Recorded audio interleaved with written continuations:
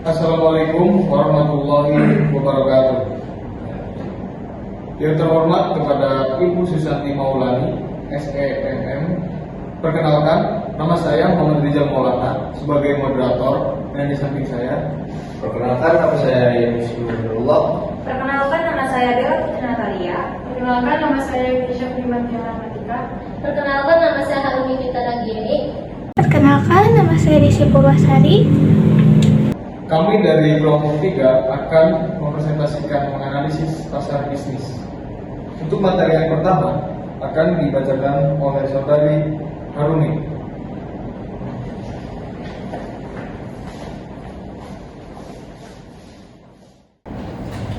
Apa itu pasar bisnis? Pasar bisnis adalah jenis pasar yang terdiri dari organisasi atau perusahaan yang membeli barang dan jasa untuk digunakan dalam produksi, operasi, atau dijual kembali. Dibandingkan pasar konsumen, pasar bisnis itu memiliki 3 ciri utama. Yang pertama itu, pembelinya itu lebih sedikit, tapi jumlah yang dibelinya itu lebih banyak. Lalu yang kedua, hubungan antar pelanggan dan pemasok itu lebih dekat karena melibatkan negosiasi, kontrak, dan dukungan teknis, sehingga mewujudkan hubungan kerja yang berjangka panjang. Lalu yang ketiga dan terakhir, pembelinya itu lebih terkonsentrasi secara geografis di wilayah tertentu.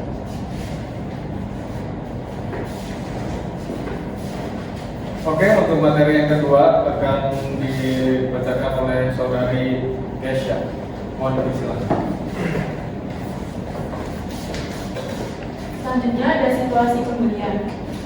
Pembeli bisnis harus memutuskan banyak hal sebelum melakukan pembelian. Jumlahnya itu tergantung pada situasi pembelinya.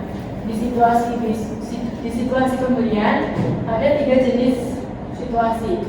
Yang pertama ada pembelian kembali langsung. Pembelian kembali langsung itu situasi dalam proses pembelian yang dimana pembeli membeli produk atau jasa yang sama secara rutin dengan spesifikasi produk dan pemasok yang sama.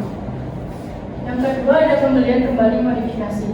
Pembelian kembali modifikasi itu situasi dalam proses pembelian yang dimana pembeli memesan ulang produk atau jasa yang sama, tetapi dengan melakukan perubahan tertentu.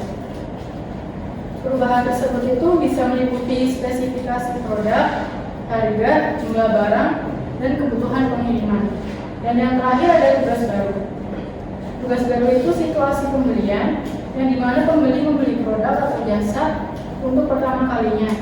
Karena untuk pertama kalinya, situasi pembelian ini cenderung lebih rumit dan memerlukan penelitian yang lebih mendalam untuk mengevaluasi spesifikasi produk, harga, jumlah pesanan, dan pemasok yang dibeli.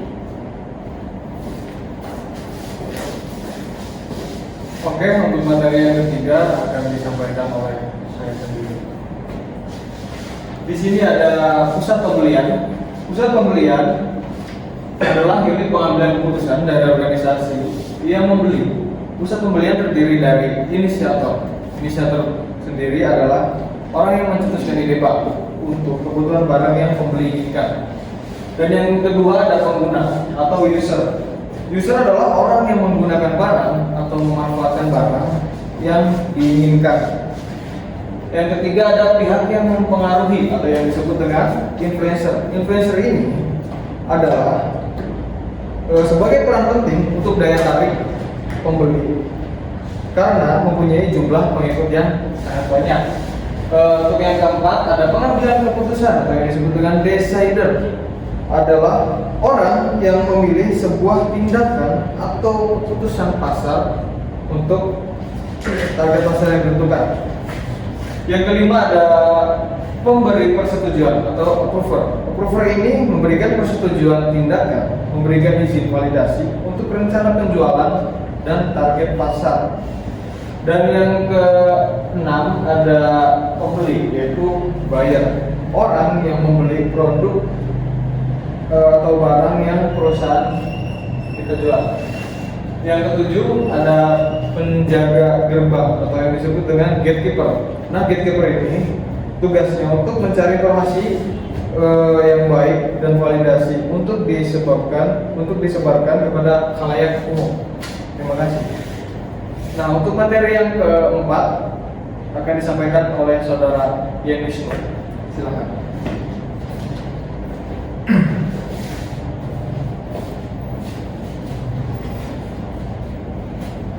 Oke, kepada saudara Rizal, sebelumnya terima kasih. Saya di sini akan menjelaskan tahap-tahap proses dari pembelian.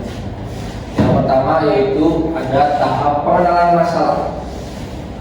Pengenalan masalah sendiri adalah proses pembelian dimulai ketika seorang di dalam perusahaan menyadari adanya masalah atau kebutuhan yang dapat diatasi dengan cara memperoleh suatu barang atau jasa.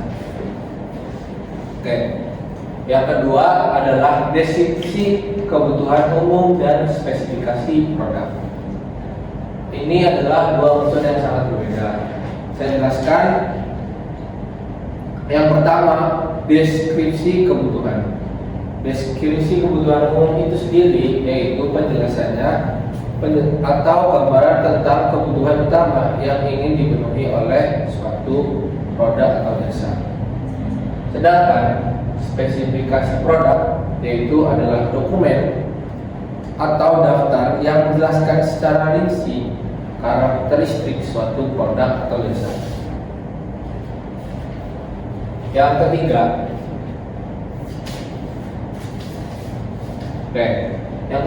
adalah pencarian pemasok. Pencarian pemasok sendiri yaitu pembeli berusaha mengidentifikasi pemasok yang penting atau yang tepat melalui direktur perdagangan, kontak dengan perusahaan lain, iklan dagang, pemeran dagang ataupun dengan internet. Dan yang keempat adalah pengumpulan proposal. Pembeli mengundang pemasok yang lolos untuk menyerahkan proposal setelah mengevaluasi proposal untuk melakukan presentasi secara resmi. Tahap proses pembelian yang kelima adalah pemilihan pemasok. Proses yang dilakukan perusahaan untuk memilih vendor atau pemasok yang akan bekerja sama. Pemilihan pemasok merupakan keputusan strategis yang penting bagi perusahaan karena dapat mempengaruhi efisiensi dan keunggulan bersaing. Sebelum memilih pemasok, pembeli akan menyebutkan atribut pemasok yang diinginkan dan menunjukkan mana yang menjadi prioritas. Tujuan utama dalam pemilihan pemasok adalah mengurangi risiko pembelian, membangun hubungan bisnis yang saling menguntungkan, meminimalkan risiko kurangnya persediaan. Selanjutnya adalah spesifikasi pesanan rutin. Tahap di mana pembeli menulis pesanan akhir kepada pemasok yang telah dipilih.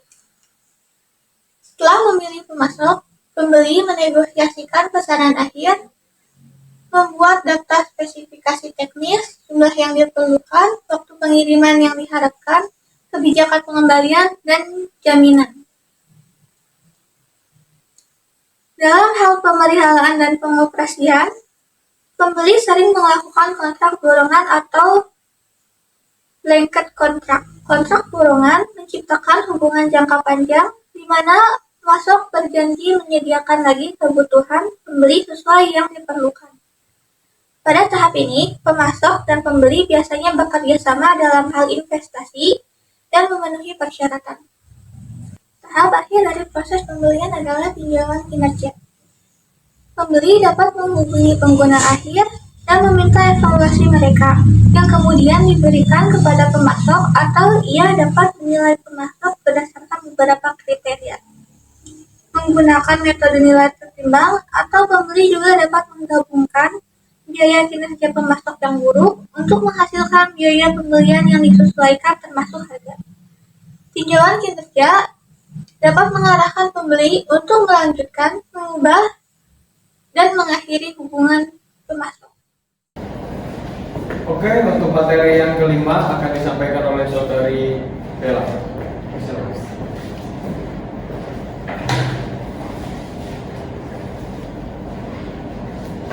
Bagaimana cara mengelola hubungan dengan pelanggan? Pemasok dan pelanggan harus bekerja sama untuk menjaga hubungan yang efektif dan juga efisien. Hubungan yang lebih erat ini sebagian besar didorong oleh manajemen rantai pasokan, keterlibatan awal pemasok, dan aliansi pembelian. Manajemen rantai pasokan yaitu proses mengelola alur barang dari pemasok ke pelanggan. Keterlibatan awal pemasok itu melibatkan pemasok sejak awal perencanaan. Aliansi pembelian itu kerjasama antar perusahaan untuk membeli dalam jumlah yang besar. Mengelola hubungan ini penting untuk program pemasaran yang holistik. Jadi intinya, mengelola hubungan pelanggan dengan baik akan menciptakan kerjasama yang efektif dan juga efisien. Dengan langkah-langkah yang tepat, bisnis itu bisa tumbuh menjadi lebih kuat dan produktif dan juga siap untuk menghadapi persaingan bisnis. Sekian presentasi dari kelompok kami. Kalau ada salah kata, salah sikap, mohon dimaafkan yang sebesar-besarnya. Assalamualaikum warahmatullahi wabarakatuh.